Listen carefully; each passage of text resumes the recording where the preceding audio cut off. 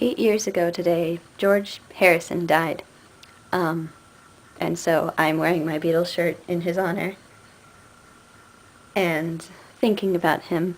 But I don't want to focus on it too much because I feel like it's more important to celebrate him on his birthday and remember him for the man that he was, not remember him for the man that died.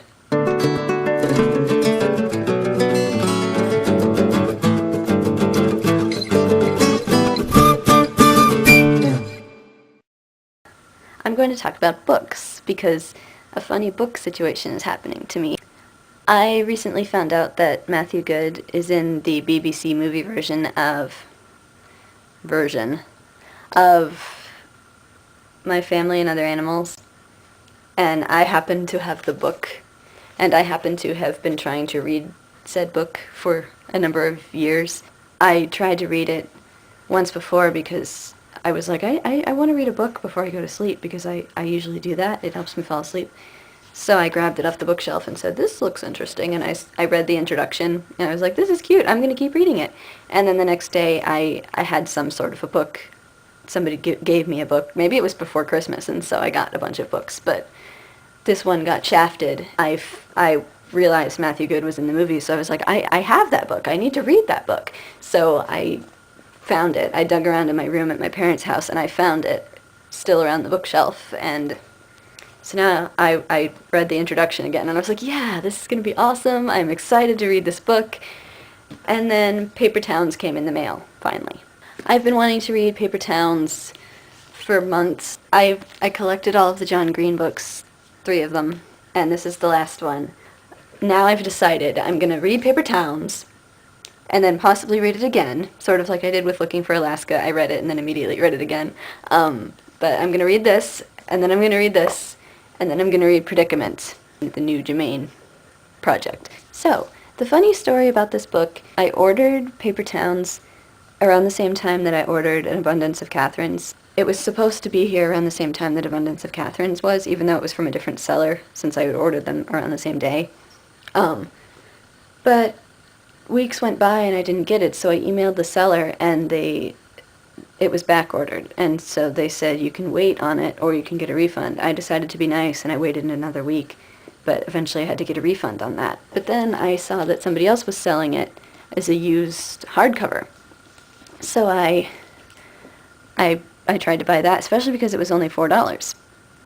And then they emailed me and they said it's a used library book. And I freaked out because, I mean, I'm a nerd, and that's an awesome type of thing to have if you're a nerd and you love libraries as much as I do. So, yeah, it was only about $4.89 or so, and plus shipping. And the money, apparently, now that I have it and can read it, it says, no longer property of the Queens Library in Queens, New York. Sale of this item supported the library. I just filled 2 memory cards full of my story of Paper Towns. So the NaNoWriMo update. Last night I was doing word sprints. The word count for today was supposed to be 48,333, and I sat down at midnight and decided, I'm just gonna write it now so that I have the word count now. So at the end of last night, at about 1:30, I had finished, and I stopped. I have 48,389 words, and I'm like 95% done. I only have 1,611 words left, but I'm already thinking of ways I'm going to revise it. I'm going to change the point of view from third person to first person in Claire's point of view. The other students began filing into the room several minutes after her. Jo walked in with her group of friends and parted from them to take her place at Claire's side. She smiled at Claire. Did you have an okay weekend in spite of things? Claire smiled and nodded. Yeah, I called Mark's mom and he's just been sick. He's supposed to be back today. Right as she was finishing her sentence, he appeared in the room. Everyone gasped softly, which made Claire turn around curiously. Her eyes fell on him and she couldn't help but let out a small gasp herself. He was back. He was green. He looked like a zombie.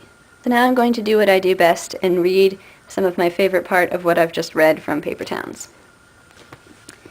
She stopped then, and I just looked at her face gray and moonlit and split into 1,000 little pieces by the weave of the window screen. Her wide, round eyes flitted back and forth from her notebook to me. "Lots of people get divorces and don't kill themselves," I said. "I know," she said, excitement in her voice. "That's what I told Juanita Alvarez. And then she said," Margot flipped her notebook page, "she said that Mr. Joyner was troubled. And then I asked what that meant, and she told me that we should just pray for him and that I needed to take the sugar to my mom. And I said, forget the sugar, and I left." I said nothing again. I just wanted her to keep talking, that small voice tense with the excitement of almost knowing things, making me feel like something important was happening to me. "I think I maybe know why," she finally said. "Why?" "Maybe all the strings inside him broke.